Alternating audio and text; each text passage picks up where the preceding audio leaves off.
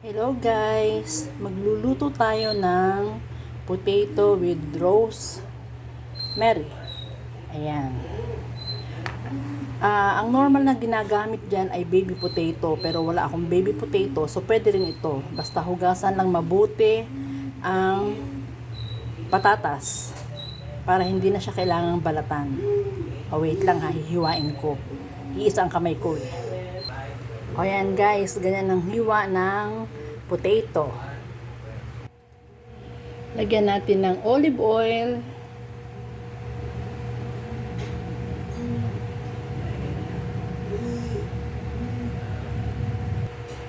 Nilagyan ko na lang a dash of black pepper. Ngayon ilalagay naman natin si potato.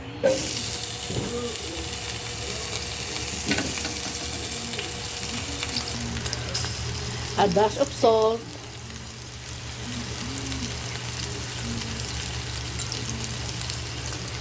At ito, wait lang, isa kamay ko. At syempre, ang rosemary. Yan. Medyo madami.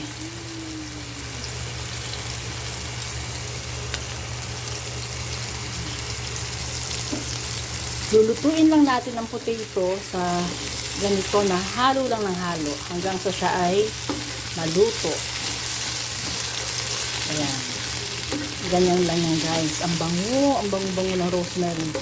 Kung andito lang kayo. Sana naamoy ninyo.